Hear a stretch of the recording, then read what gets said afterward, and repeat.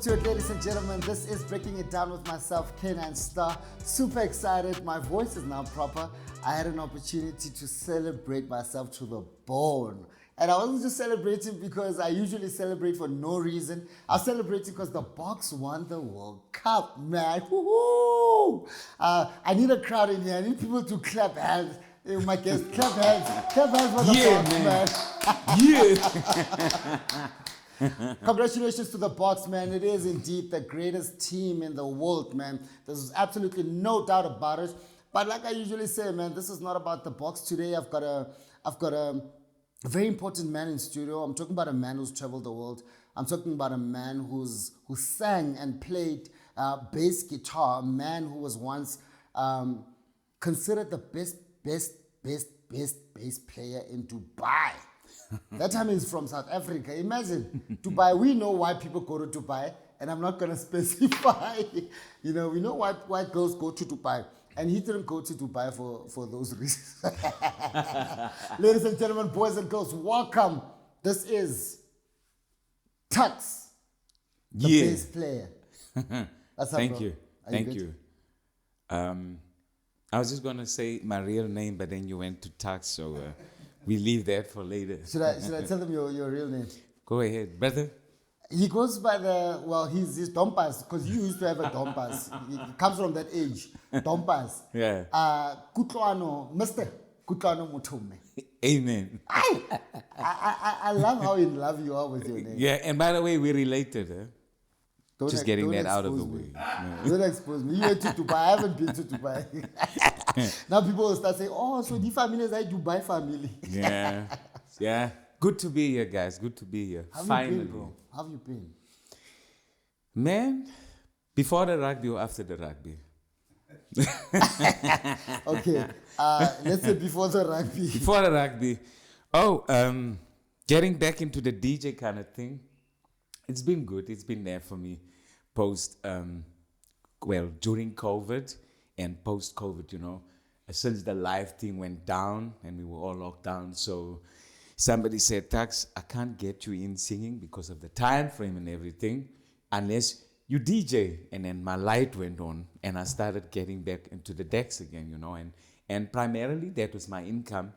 And I seem to get more bookings now, even post-COVID, but I still do have my live gigs. So, I can't complain.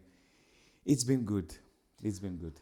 Bro, as much as I know you, as much as I know what you're about, as much as I know how your life's been, where did it start for you?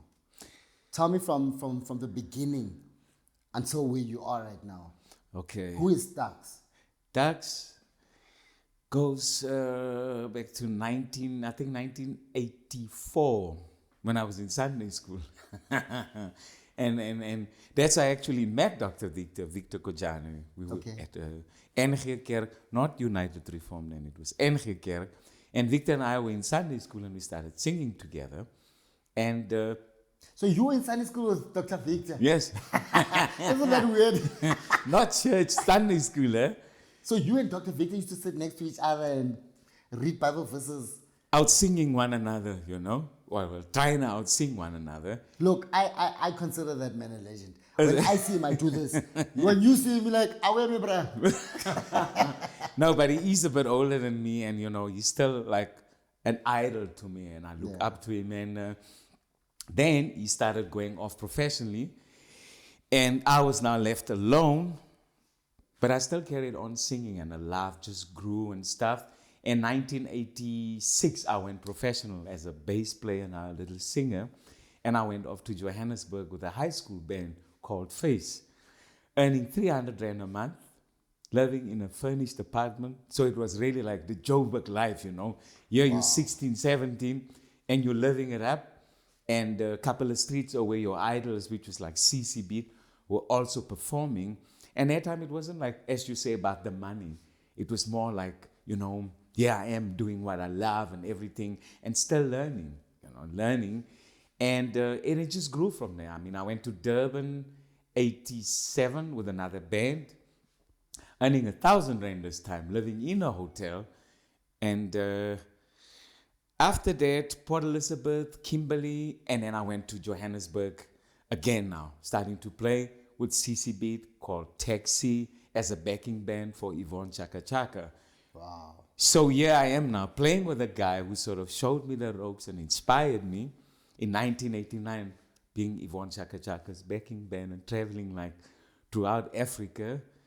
And eventually, I think, ending up at London through a Pepsi gig. And yeah, in the next episode, I gotta tell you, it was turning now from being a backup band to Dr. Victor and the Rasta Rebels. Wow, bro. Yeah. You were like in a band with Yvonne Chaka Chaka. And this is just the edited version. If I must sit here and bring it all down, I think we'll have a 3-hour shoot, you know. You know, I'm fortunate. I think I'm really fortunate. I already consider myself like a dope person.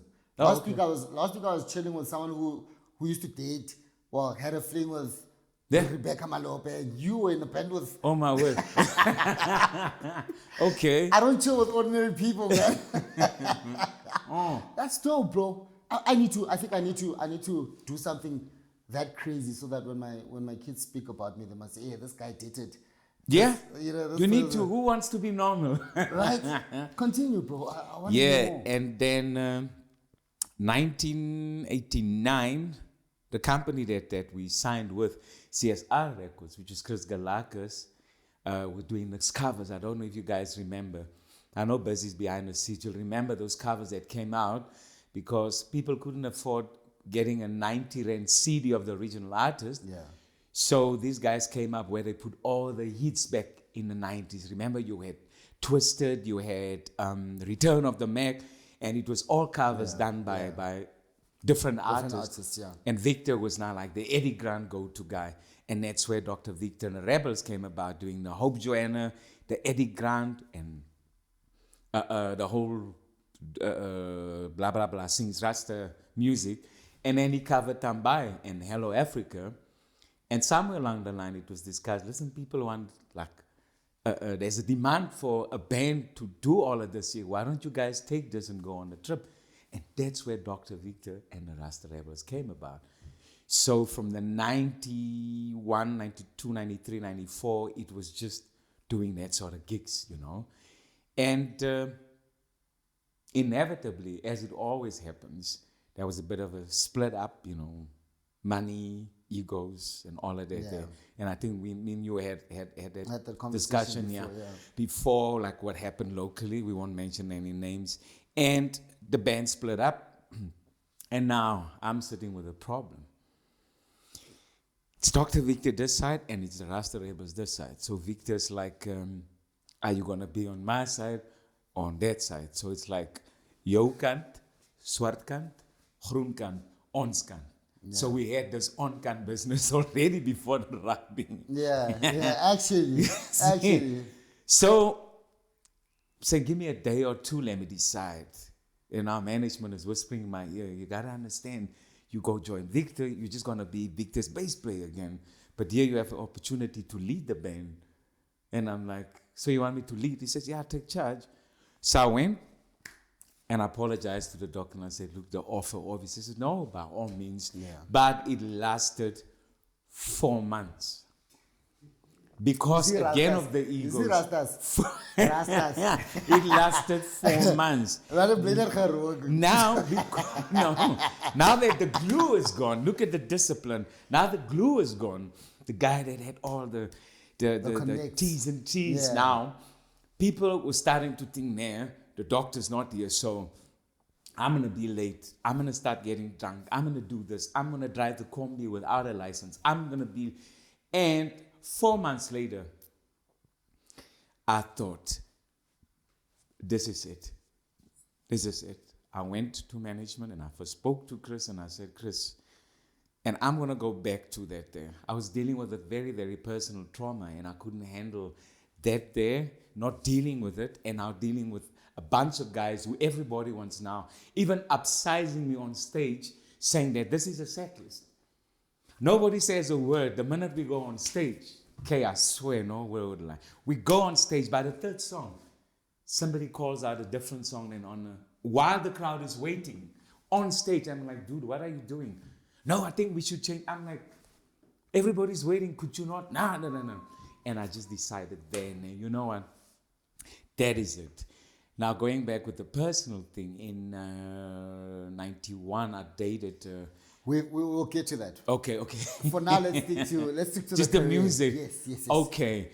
So then I decided, no, it's a bit too much. I was gonna go home after that there, but then Chris came up with the idea and says, why don't you just do this, it'll sort of keep you busy. Yeah. And I went off to Zimbabwe for about a year, taking some time out. I opted You went not to Zimbabwe to chill. I went to chill, but eventually I ended up Which putting year was this, bro? Where you just decided to go to Zimbabwe? Like, you just woke up and like, I'm going to Zimbabwe. This was dealing with the trauma. I mean, which year was this? Oh, it was 92, around 92. I said, I'm not going to go home to Kimberley because I'm going to be like not dealing with this. Yeah.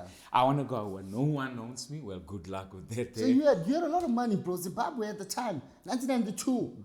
Dude, Zimbabwe. 6,800 Zim dollars back then was a lot of money. It was about, we figured it out, it was about 9 grand then. Yeah. A week we earned putting a band together now in Zimbabwe, and eventually still not dealing with the trauma.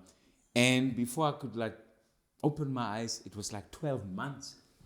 Just doing what I said I'm not going to do. I'm taking a break from it all. And well, God decided. it was another turnabout, and that's why I actually met Mr. Oliver Mtukudzi before he went world famous.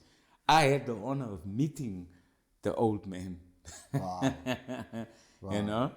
Yeah, and it sort of had its good and its disadvantages and things.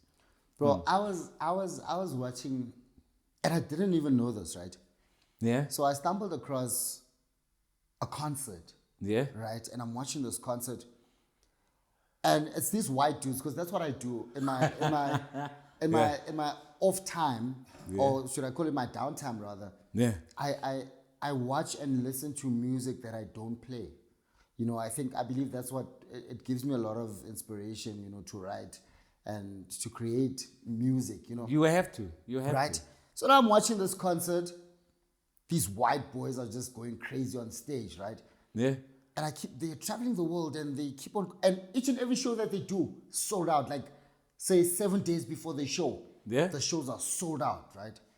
But now something happens. I see you on stage with these white boys, and you got dreads that time, bro. And you light skin, so I'm thinking, nah, it's just white boys. Next thing I'm like, remember I coach, and I was like, yeah, bro, is this you? Take me back to that moment. How did you guys get together? Because I think it was still apartheid at the time. It was. And you are chilling. You are going to Zimbabwe. You are chilling with white boys. It was. So coming back after that little break, coming back eventually to Johannesburg. Yeah. Now when we were Dr. Victor and the Rebels, there was also a top club band back signed to the same stable called Walk This Way, and the drummer from Walk This Way was Brand Harris, the drummer for and currently for Just Ginger. So coming back, I'm like, guys, I want to go out now. Who's playing where? And some mutual friends said, there's a little duo called Vernie and Brent. But you know Brent. I'm like, yeah, they're playing in Millis in Rivonia Road. Yeah. Let's go watch them. So getting there, it's just drums, guitar, saxophone, and 2 mics. And I'm like, where's the bass player? They say, no, you're here. So eventually the Oaks get there and they start jamming. Nice, playing covers, Toto and songs that we're familiar with. Yeah. And in the break, I got to speak to Brand and all of them. So where's your bass player? I cannot come and listen if you don't have a bass player. And guess what's his answer? He says, do you want the job? I'm like, are you serious? He says, yeah. And that's where Just Ginger started. I'm saying, okay, I'm down for that. Now going back to where you say in your downtime, you listen to various styles of music, even if you don't do that. And that is one solid thing I always believe in, that listen and learn to play or sing all kinds of styles, because you never know who's going to book you. True. Yeah. True. Even Brand Harris has played on some of Lucky Dube's albums. Wow. Brand Harris has done studio sessions for the late Johnny Clegg and Juluka. Wow. And it just shows that boy could literally do any session. And that is why going back, surviving in a rock environment, I'll go back to the days of Springbok Radio and Radio 5, that we listen to various genres on radio. Yeah. Whether it was Toto, Chicago, Paranyana, and Soul Brothers, I listened to every single style, and I believe in one of those stuff that you said. And eventually, it started off now. It's a 3-piece rock band, and then I joined, and to just break it down, eventually we got to get into just Ginger, and things are just happening. It is just full-on world-class kind of stuff, man, where shows are sold out, as you mentioned. Yeah. You get chauffeured, and earning about, sorry to bring the money up. The reason why I always bring the money up, because it's not about the money, you know. Earning X amount of money and just getting anything and everything done for you, you know, and traveling around a bit, going to some countries, and the racial thing. Remember now, this is pre-94. That one of the weirdest times we play a little pub, you know, in Centurion, is it rugby or cricket stadium in Centurion? Oh, yes. Yeah. So around that environment, there's some little pubs and things. So one night, just Ginger, sold out. And we go in, man. We kill this first set. And I go off to the toilet, find a bathroom, go in. And I always had this thing for weird environments that I go into a cubicle and I lock the door behind me. Yeah. And I'll do my thing, and number one or whatever, stand up, come out. Okay, as I got to the cubicle, the door opens. This white guy comes in and he puts the latch on. And I'm like, very weird. And I proceeded to go, and he calls me. He says, hey, what mag jy? I'm like, excuse me? You know what mag jy? I'm like, are you serious? Surely you just seen me on stage. Maybe it's a fan making a joke, you know? Yeah. And he wants an autograph. And the guy says, ek is getrain om mense soos julle dood te maak. It turns out the guy is a freaking recce. What? I swear to God. And here I'm now. I'm in this toilet with this guy, standing between me and a locked door. And I'm trying to talk to this dude. I'm like, guy, I'm not into any of, you know, I just came here to worry. Meneer nog slim trek met my nie. And I'm thinking, nah, there's a problem here. As it happens with the full venue, some guys wanted to come in. And they're knocking on the door. I just shouted, call security, call security. Eventually they came, they broke the door open. But now I'm so rattled and traumatized. They shipped me off to the office, and I'm sitting there. The rest of the band comes, and they're like, will you be able to carry on with the show? I said, no. Are you sure? Whatever you choose here and now, we back you up. I said, I'm not going into that venue. I need to leave now. The owner and management's freaking out. They're begging. And everybody's like, whatever he says now goes. I said, you guys go do that show.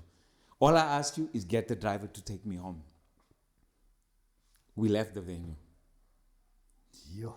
Yeah. So did you guys manage to find this guy? They had him in there. You know, I said, what's it going to do? I'm going to lay a charge against this guy. I'm going to be driving to Centurion and back. I said, as long as it didn't hurt me, you can do whatever you want, but I'm going. And that was it. Another incident here, we're all playing all like bikers, really, just Genius again. And I'm the only odd one. I sat in that microbus until we went on stage. I did the gig, got back in a kumbi, waited for the rest, and we left. So half the time there was no need for people to worry what I had to go through and put up with for all of that, you know. You see a complete act on stage and you think, oh, he's living a life. But there's a price to pay. Wow. Imagine playing at an all-white bikers rally and there's huge guys in front of you. You know? So it's like, and you have to put up a straight face. I mean, yeah, you can't show. There's like 99% that came for the fun and the vibe, and you're gonna stand here and be all. So I just put up the face, and then when we're there, I'm like, I'll be in the kumbi, and that is it. You know. But bro, what was the highest moment in your career? Yo, man, one of those is a Just Ginger tour, having all sold out venues, and one of them will be playing at the Notting Hill Gate Carnival in England, which I think is among the top 3 or 5 carnivals. There's the Rio Carnival, remember? Yeah. So, yeah, playing in a place called the South African Square, we had Just Ginger, Amampondo, who's based in London. Bayete was on their tour. And it's nice. It runs over 3 days, and they sell samp and beans. You have a castle draft. You have some lekker afval and things. In England? In England. There's a like y'all had afval in England? Yeah, bro, you a legend? But I didn't eat it. I don't go overseas and eat South African Yeah, food. that's true. It makes sense. Yeah, same thing. But that's dope though. Yeah, but same thing in Dubai. The first month, some white guy comes, listen, can I invite you guys over to my villa for a braai? I'm like, I didn't come to Dubai to braai. I'm going to eat curry. that's just the lighter side. So yeah, man. And some highlights opening up for Toto. Yeah. And you know, Toto's like my ultimate band. Opening up on Toto's South African tour.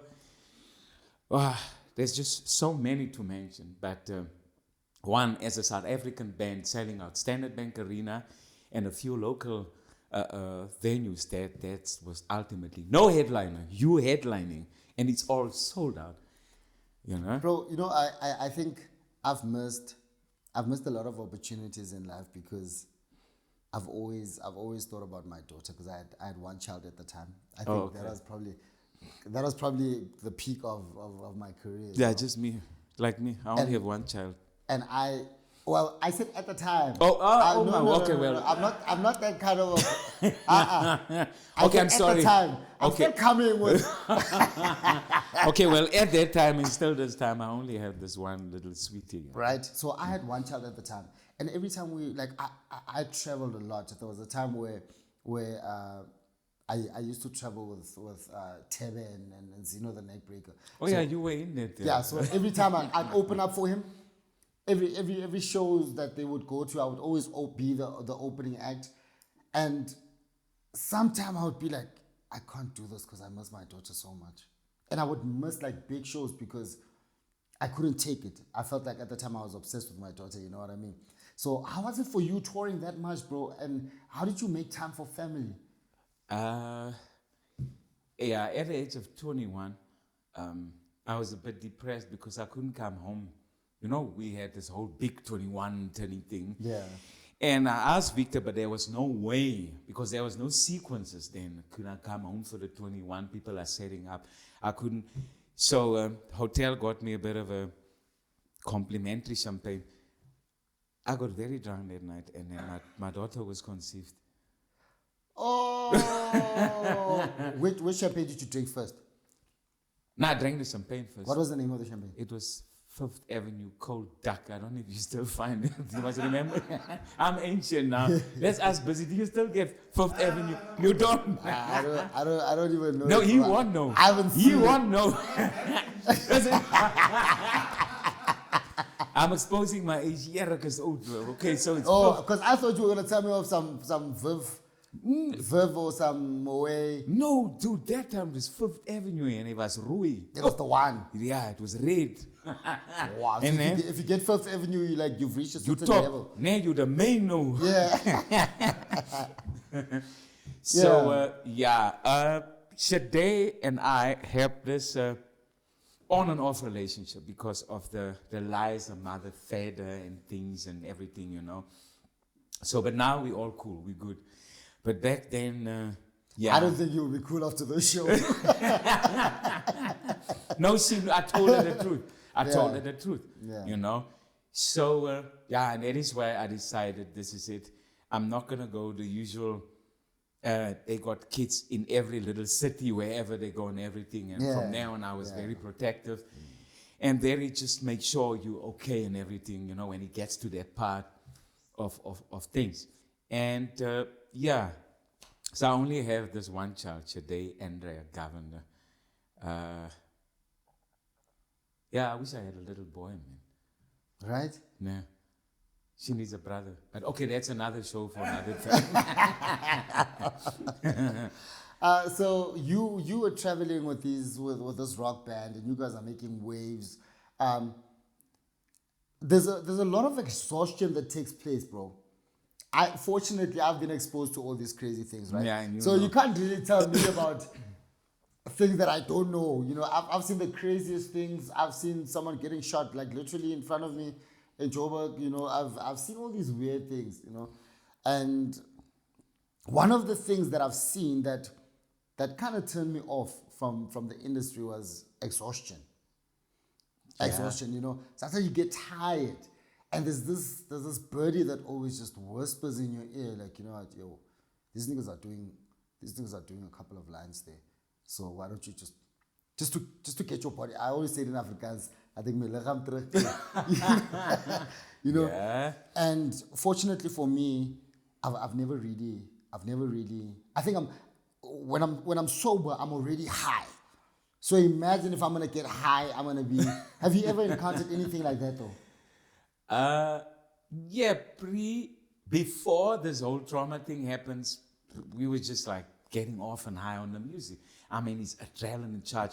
There's no high better than getting into a venue. Absolutely. Like let's say 129 or AR bus, and there's like 10,000 people waiting for you, and you're getting it all off. There is no better high than that. And weirdly, I walked away in Zimbabwe. I walked away in a situation where I found a local musician doing his thing in there in a break, and he's like, "Hey, TUXX, do you want one?" I'm like, no. You know, I'm not into that. I walked away, and many moons later, I had this debate with my counselor now in Houghton House. Why was it possible for me to walk away from that situation?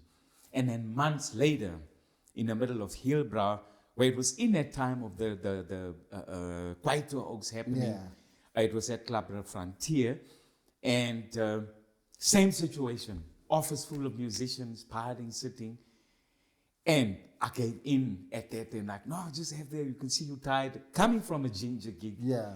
And that was the start of what would be, I think, the worst time of dealing with that, and I having to deal with this ever.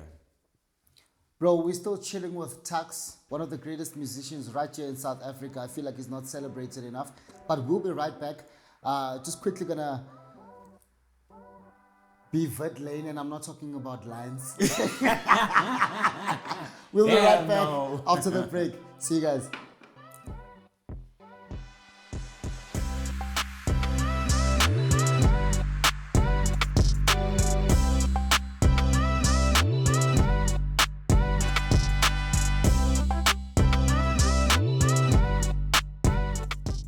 Welcome back to it, ladies and gentlemen. You know, this is, of course, the finest hour of camera, of television, of whatever you may call it. And I'm your boy, Kenyan Star, and I'm breaking it down with the finest in South Africa.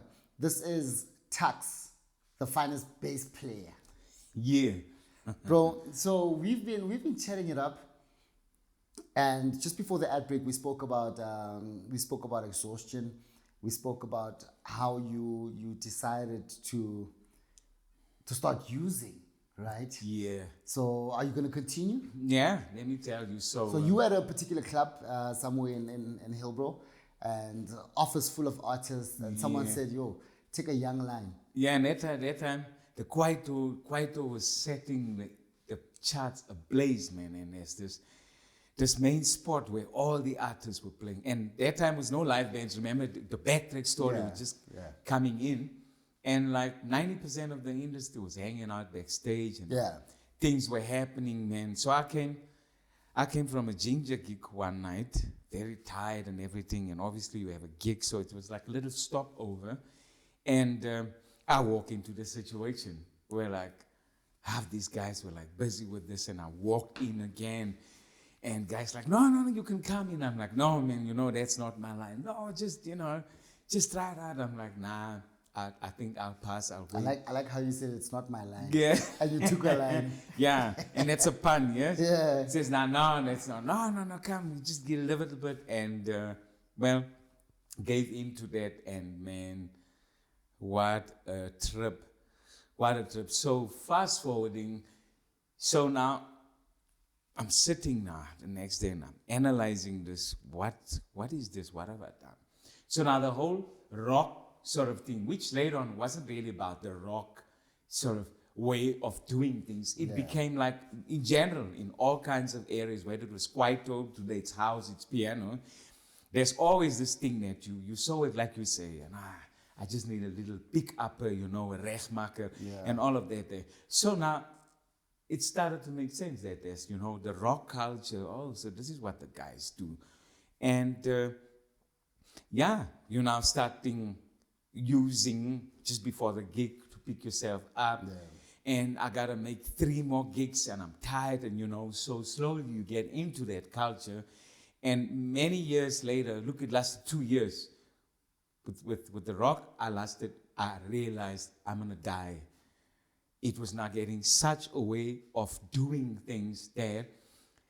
We were driving. We had a little red microbus, Caravelle, and you wouldn't believe how deeply and committed these guys came to that sort of culture that if we go to Cape Town, they would be already getting their local supplier to give them their little scuffing to go on the road with. And the amount was spent is like ridiculous for a 2-week tour. I'm not going to say how much I was like, I need to get out of this. I'm not going to make it. And I came home from a tour one time, and next day I called a meeting and I said, management and the guys in Sandton City, we went to Spur. And I'm like, I have very bad news for you guys. This is where it ends for me. People were like, what? Are you mad? We got overseas tours and all. I said, I have reason to believe I'm not going to make it to those tours if I don't get out now. And first of all, Mr. Management, CSRG Management was like, look, I get where he comes from, and he's also a bass player. And he says, look, I get where he comes from. Managing him from the Rasta Rebel days, I know TUXX, and I get from where he's coming from, and we just got to accept the reality. And I said, thank you, and obviously it was now being prepared for me to make the exit. But that's addiction. That's how it was. By then, damage was done. Damage was done. You were hooked. It was part of your lifestyle and everything. And obviously, in the beginning stages, it's manageable. Yeah. In the NA and AA program, we call it, it's manageable. But it's still going to get to the different kind of stages as it goes, it progresses, and it just gets to where you call rock bottom. Yeah. Now, also in the fellowship, we say you don't have to hit rock bottom. But most of us, we want to see how far you can push this thing. So I can sit here today and advise anybody, you do not have to get to rock bottom. You can still just get out now while you in the beginning stages. So, bro, what was the most gigs you've done in one day or one night? There was this Monday night gig that we did, Students' Night, at a famous joint also in Chillers. Student night was like Monday night. Now, remember, you're coming from this whole week. Yeah. And the last gig is a Monday. Tuesday, we off. Wednesday, we at Insomnia in Ilovo, Trap Center. So by Sunday, I was not gonna go to bed and wake up for Monday student night. And I went through 3 freaking grams to stay up to do the Monday and eventually crash for 2 days. Wow. People thought I was overdosing. Which it seems funny now, but it was so serious. Standing on the outside, and you've been part of our crew, and you can see that, dude, you're not gonna make it and everything. I'm like, nah, I'll be cooler. I'll be cool. I had to slam, 3 grams solid alone to be able to stay up and do the Monday. And eventually, when I got out of that place, all I did was get into my car. Then I had a little chorky. I had a GTI Golf, a Jumbo Golf, a red one. I got into that car. I drove straight home. And I crashed for 2 days solid. And that's when I realized, you better get out of this. This is not going to end good. Bro, I sleep for like 10 hours and I hear my river guys are doing all sorts of things. and I love sleeping. I love sleeping, you know. Even now, yesterday after the rugby, I think I texted you and said, I'm not getting anywhere out of the house or out of the yard. And that was just, that's me. But yeah, it robs you of a lot of things. You're not normal, you know. All you got to think of is, I got to get more to keep up, you know, keep up with the pace. And and then the whole stories came, because I moved back home, 98, I came home and I said, time out, this is it. So it's did the necessary paperwork, royalties, read this, royalty, current money in the bank, split 4 ways, this. And I moved home. And then all the stories were coming in. Dude, after you left the bank, this happened and that guy was overdosing on stage. They had to cut the concert and pull him off stage. And I said, that is a sign. I saw that, I felt it coming, you know. And for some weird reason, I had this one of the fans, a girl, just feeding me all this info after you left, this and that. And I was just like. But I understand, bro, that's not the worst that really happened to you. I remember one day we were having a chat, you and I, and you told me about a certain incident that took place with a girl. With a girl that you once dated, and how she took her life, and you managed to witness that. Oh yeah, that was the was that the trauma turning you were talking point. about? This is a turning point. This is my living girlfriend of three years. And remember, as I said, she was also in a band back then. Yeah. The band was called Walk This Way. And we got together, and it sort of got serious in a sense that her mother had plans for her back home in Zambia, you know, and there we fell in love, and it messed up the whole plan that they had back home, and she fell pregnant. So now the poor girl was torn between her family and love.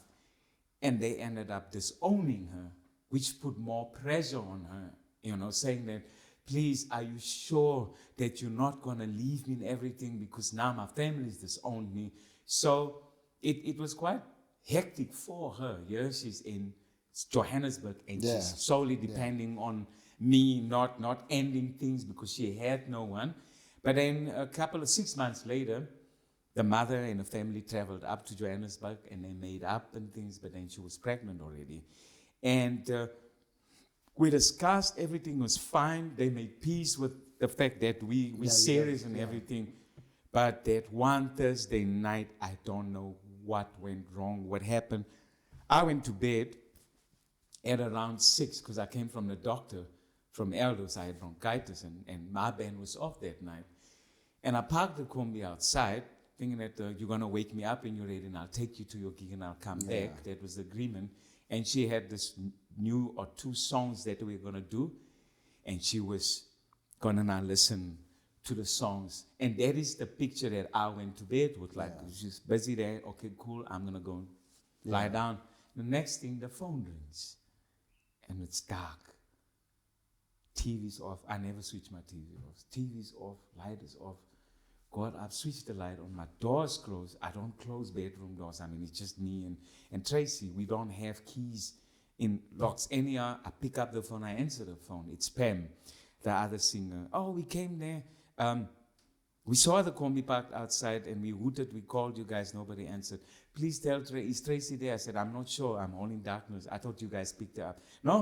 We're about to go on stage for the first set. Please, can you bring her? And I said, fine.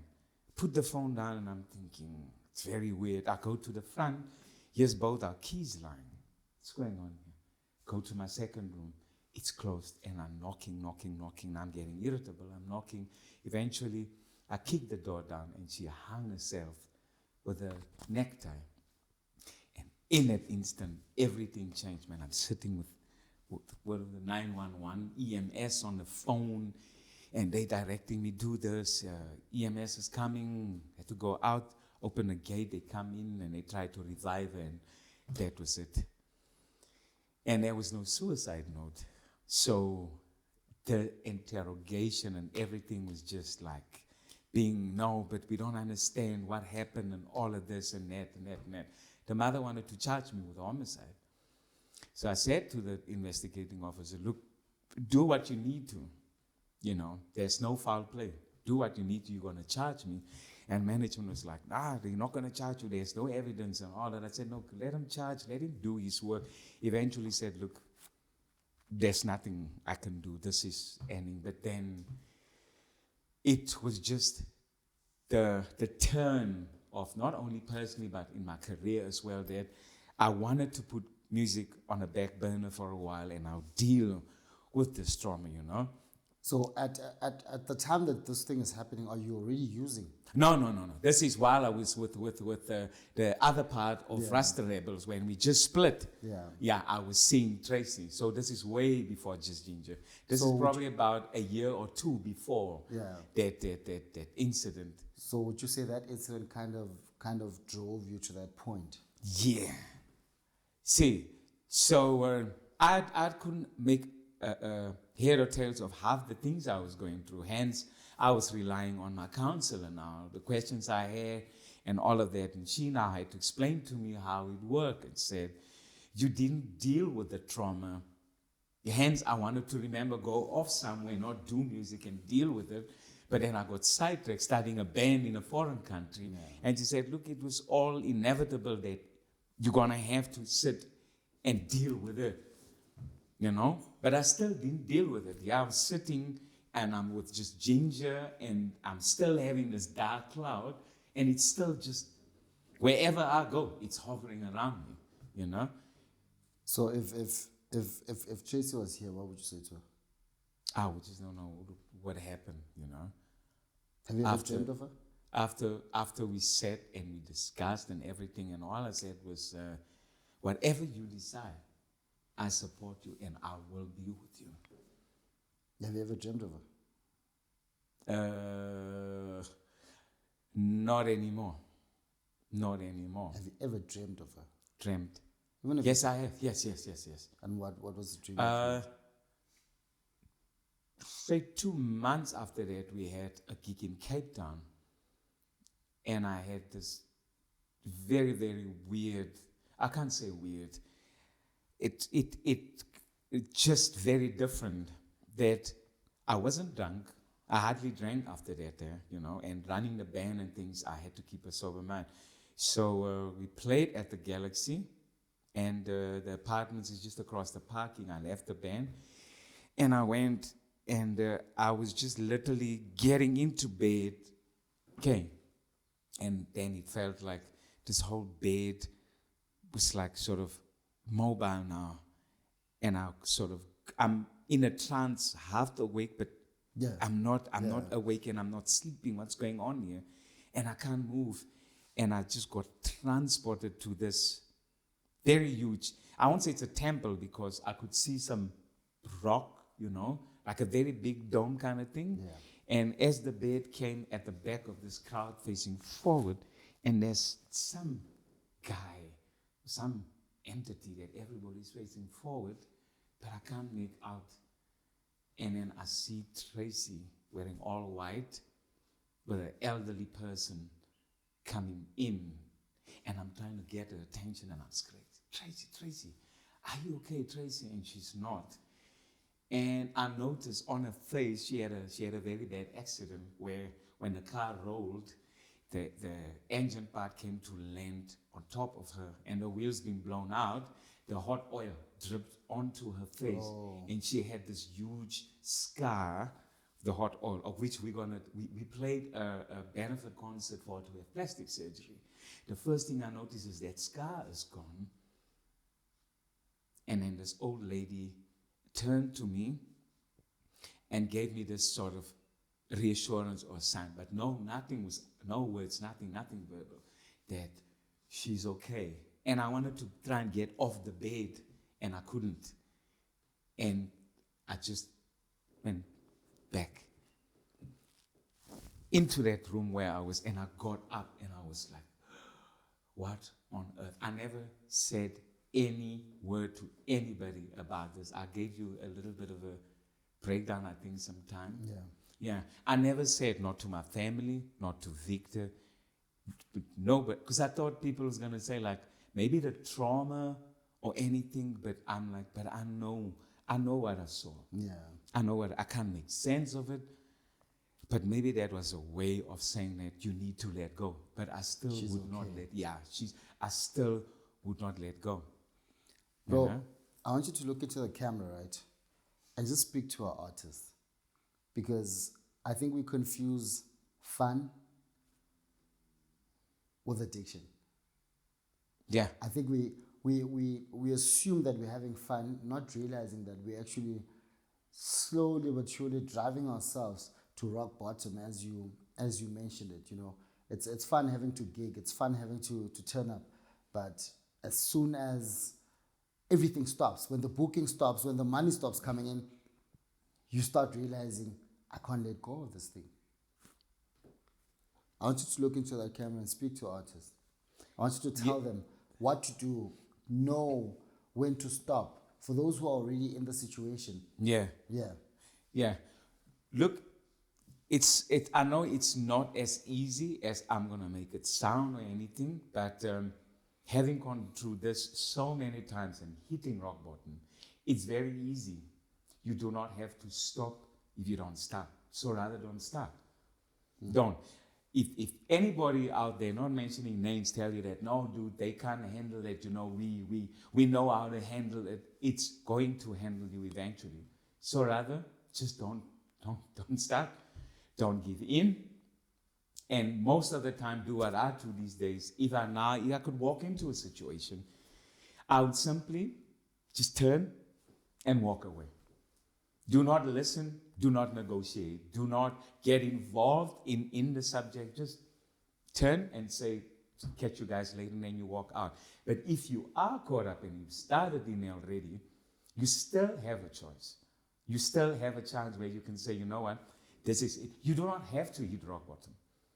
A lot of people got out of it without hitting rock bottom. And I was in Houghton House with some of them, whether it's sports guys or fellow musicians under the now, I think since the late Barayu, may soul rest in peace, didn't get the funding, maps just went down. So a lot of us went into like a place where it's like 38 grand for 3 months because of that body.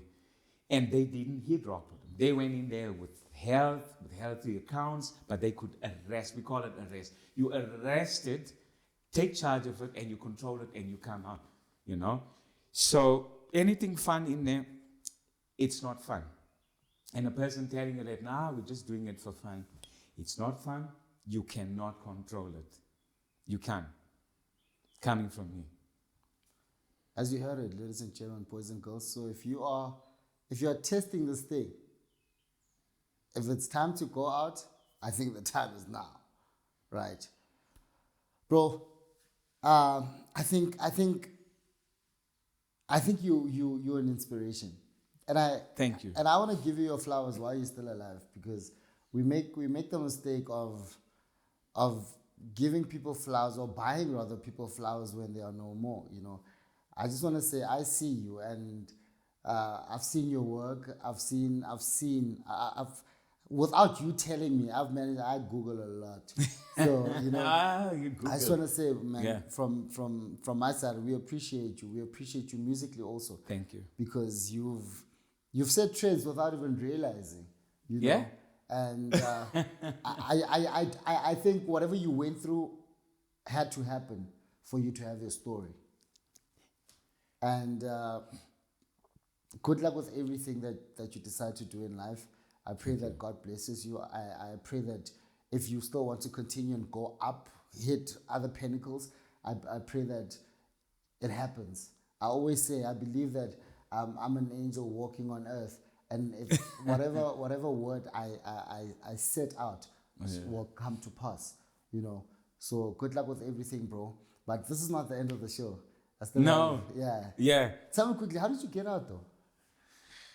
Lots and lots of rehabs, different rehabs, but and locations. So in a fellowship again, you tend to do what we call a geographical. You move around, but what you don't realize is the problem is you, not the location, not the environment. I mean, you could go to Dubai for 12 months, but you have to keep a clean head because the problem is with you. Yeah. And where you are, that problem is there with you. So, and as you say, this for me, later on I realized maybe this had to happen for you to be able to sit here today and be a better person, because I was also very arrogant. I was moody. I was full of crap. I was arrogant. Full of shit. Yeah, man. Being an artist, man, I was demanding, A, B, C and everything. It was just ginger. I was having my hospitality rider was Johnny Walker Black Label. People are only catching up at that time, and a bottle, not a shot. A bottle. With Perrier water. Yeah. Yeah. And that was just me. The white boys, they had their own thing, but I was like, and people were like, so which of the guys drinks this between the white boys? And I say, no, that's his. They go like, what? It's the one. It's the one who's tanned. Yeah. So like in a lot of areas, I realized later, maybe this had to happen because you had to come to a certain place and realize I was a very bad, I was not a nice person and all of that. Yeah. But come to think of it, I'm very comfortable and not so embarrassed. Before it was like it was embarrassing. Can you imagine? I was disgusted. I was like, how could you have done that? And later on I say, you know what? These are my scars. I came out of, not a battle, I came out of a war that many would not be making it. That is why, again, I'm going to tell you guys, what I survived and still survive every day, every gig, you might not survive. Hence, I say, certain international acts, I read a lot like you and I Google and things. There's certain artists, after her or his gig, they get into their limo and they leave. When the concert is done, she gets into a limo and said, my business here is done. No after parties. Yeah. Yes, the crew, the band and everything. That lady or that guy tells you, I get into my limo, man, and I go home. My business is done. I like how old school you are. Get into a limo. Now we get into pianos, Baba. This thing is old school. You're get very into old a limo. I'll get into pianos now, Baba. Guys, I'm 55. I was born in 1969, so I sort of tend to use old lingo and old, exposing my age. Yeah. But I'm still fresh, though. I mean, look at me. Yeah. I think when I get to your age, I'll be like, every artist will tell you, after performing, you get into piano, you leave. Yeah. Well, I like to get into my GL wagon, God willing, one of these days. Yes. But how's it now for you, bro? Are you back on stage? As a matter of fact, just this past weekend, you were on one of the biggest stages ever. Just this past weekend. And I get chills watching you perform because I know I'm passionate. Like, you are super passionate. I thought I was passionate, but you are on another level, right? And I see you play on that stage, and when he plays that bass guitar, you can see on his face. Exactly. He enjoys it. Exactly, he enjoys it. He enjoys it. For you, it's not. It's really not about being seen now. It's just about the craft. It's like I can't see myself doing any other thing than this. Number one. And we spoke on Sun again after my R&B and soul session that I will not change the bass guitar for any other instrument. You can offer me more money. I think that is it. That is it for me. So, the live thing is getting busy again. You've been hosting me. Thank you. And thanks management and thank God with the DJ gigs and things. But the live thing is coming back. And doing that fan park thing in my Orlando Pirates t-shirt and my bass guitar, I mean, man, I was the Orlando king. Pirates is the only team that matches. It's the Springboks and then Orlando Pirates. Period. No. Pirates first. Look, the rugby jerseys were sold out, so I had to put something sporty on, and I had to go for the Skull and Bones. But I got some footage. Maybe Busy Bee will sort of slot something in. It's amazing, man. Yeah. So we got a couple of gigs lined up and things, and I'll be playing and singing now. It's for that the client wants it. Yeah. And so working up to 2024, the good doctor and I's got some plans of doing a single finally. As I said, the next best thing that I'm going to do, I mean, not disrespecting him because I still do some work with him. I wasn't going to put any band or play in any band together until I've gone on to the third stage of my life musically. Yeah. It was the Doctor with the Rebels. It was just Ginger. Now the next one, it's me. Yeah. This has been coming on from Sunday school. So it's like the path is lined out for me. So, yeah, and people think I'm funny, like say, I'm sorry, I can't join your band and all of that, because the band that's going to be coming out, it's going to be, whether it's Phoenix or TUXX or Anthony MOTHOMME, it's ultimately going to be there. And now we're starting in 2024 with a singer, obviously playing bass, and and it can only get better from there. But, like again, with the new rush, sobriety, keeping it close, keep it close to your chest, keeping it close, because addiction is such a sly disease, you know. It's like we have this saying when we go to meetings, NA or AA meetings. Sorry to go back, I'm going to close this off. When you go into a meeting or in a little session with your therapist or your counselor, the addiction is doing push-ups at the door, waiting for you. Wow. So we have little sayings and expressions because it'll come from an angle that you don't expect it, and you fully need to be aware. Absolutely. But if you're going to be, well, you know, high, or how you're going to be able to recognize the signs. And there's certain triggers, what we call triggers. So relapsing happens way before you actually do the deed. Wow. There's triggers around you. There's signs. And doing the 12-step program, that's where it comes in. Look, you won't pay 38 Gs for 3 months without them empowering you, but you got to use the tools. So if you see the trigger, you got to understand the first light will go on. And you pass the second trigger, second light, and that's how you have to realize. Yeah. No, man, you know, you are right. You know, on Fridays, you are right with this push-up thing. You know, on Fridays, I feel like peers are doing push-ups on. Tell it is sly, but it's interesting. Yeah. It is interesting. Wow, bro. Yeah? That's beautiful to hear. Thank you. I love how well informed you are now. I don't expect you to make mistakes, bro. No one is perfect, but with the kind of knowledge and your level of wokeness shows that I will never hear anything wrong that you'll be doing because you really sound like someone who's not going to go back. No, there is no reason. And like I say, I don't know what the next person faces, whether they're in active addiction, like now, or what we call ourselves recovering. Yeah. You can never recover completely. That's me every Wednesday. Yeah.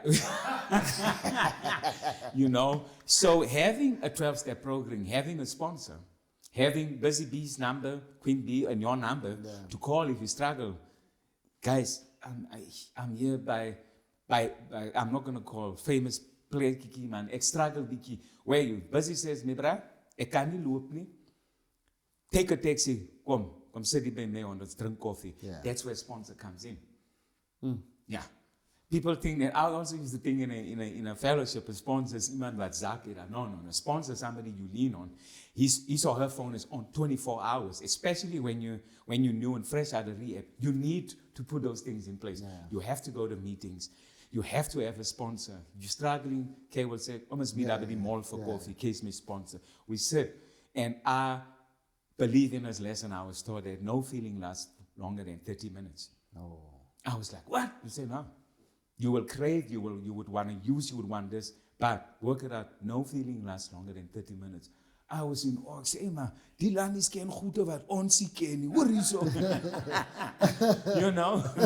And I learned a lot, man. Yeah. I learned, and it's amazing. But like I said, you gotta use the tools that is there. There is no reason for you to do that unless you want to. Yeah. Yeah. You know? I'm just glad your addiction was not alcohol, bro. Right. Because if you were to call me on a Saturday, hey Baba, you'd be back on that. You say, come stand on short.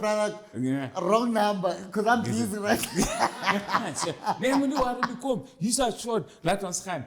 Yeah, like I said, it might be easier now, but like I said, and you always speak for yourself. You don't speak in general, like when we sit in a circle and meetings. And what's nice about the fellowship, it's about attraction. We don't promote AA or NA, Yeah, 12 steps. yeah. It's all about attraction. They need to go themselves. We're not going to promote it. Sure. Yeah, you have a problem, you Google AA Kimberley Northern Cape. There we go. Go to a meeting. See. Who's your favorite artist? As a bass player, Mark King from there. Your favorite artist in general, whether singer, whether Mark King. who's that? The You're weird starting with your ancient stuff again. Who's Mark? Hey. And it's just but guys, Google Mark King from Level 42. Look at this guy playing bass and singing. How can I not admire that girl? But I have. It depends. It's different. Jazz you have. But now I'm gonna go old. I'm not gonna say anything. I'm just gonna say there's jazz. There's music. If you're gonna is say music. Yanni, I'd be like, Yes.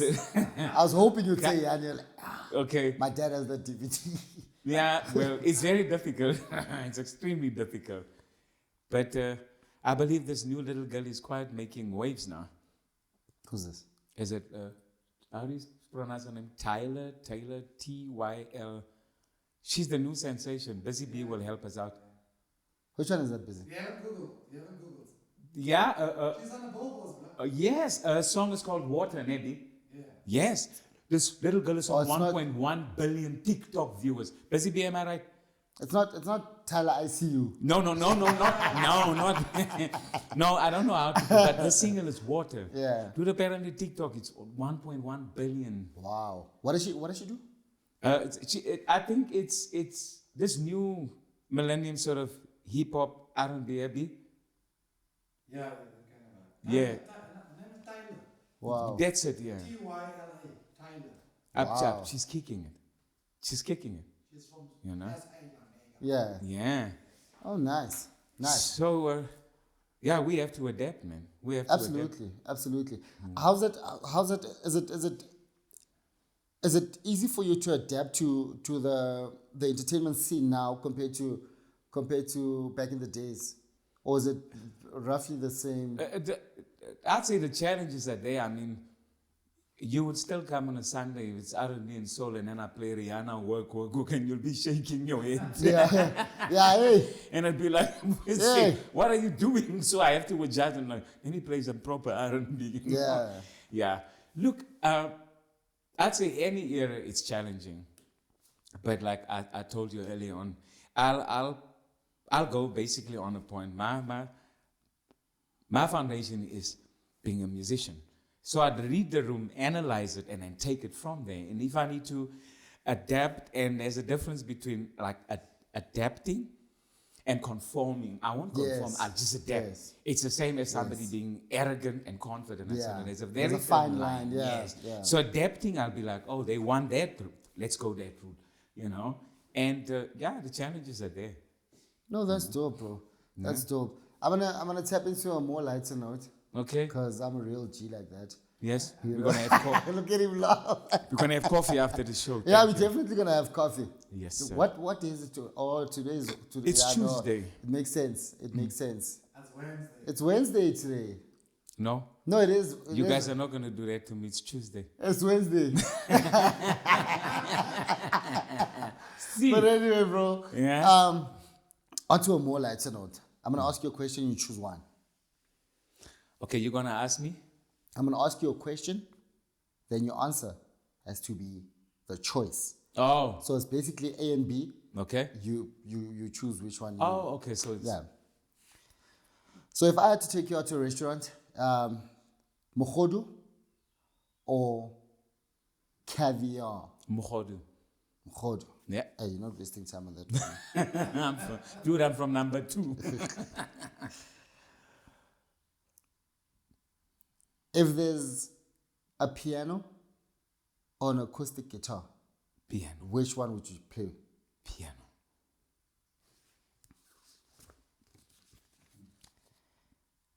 If there's a piano or bass guitar, which one would you choose? I was gonna ask you a question before. Is there a trick? And I had this feeling that's gonna happen. The bass. I have to. But when I write music, I play piano. Bro, you've dated all races. I've But done- you've dated Yeah. all races. Oh Lord, here it comes. Which one was your favorite to have? Black, white, or Indians? Multi-choice. Well, not DSTV, multi-choice question. My first girlfriend was in high school. She was black. It was so difficult. I'm going to have to say black. Black. No. I only black because you didn't have a choice. At high school, even I must go to Egypt and get another black girl, I will never be that humble, my brother. She was such a sweetie. She's a school teacher now. When I broke my leg, she used to carry my backpack while I was walking with crutches. How Wow. sweet is it? Yes. Wow. Is it the same one we were talking about the other day, you know? Yeah. That one. Yeah, she doesn't live far from you. Yeah, she's married now, stay away from Yeah. If you were to choose, would you choose the old TUXX or the now TUXX? No, the now TUXX. What is the The difference now between the two? TUXX. He's more focused. He's changed. He's matured. A bit broke though, but more happy. More happy, you know. The old TUXX was just, nah, I wouldn't. Yeah. I wouldn't. But there's no regrets. You know, we don't lose, we learn. So I learned a lot. But the new TUXX, I mean, is more fun. Clean Bro. fun. Because of your age, I'm not going to ask you this last question. Why now? So, What? I'm going to ask the producer, can we ask that question? you want me to ask this question? No, no, no. I will not, out of respect, bro. Is it? Yeah, it's the heavy one. Do you want me to read it out for you, though? No, I no, can, no. if you want me to. No, I only have one child. No, don't ask me. Oh, okay. Okay. No, I wasn't going to ask you. I could read it out for you. Yeah. And then you can always go, Okay, read it out.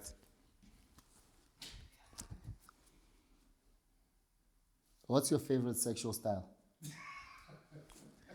And that, ladies and gentlemen, is the end of our show. We'd like to thank.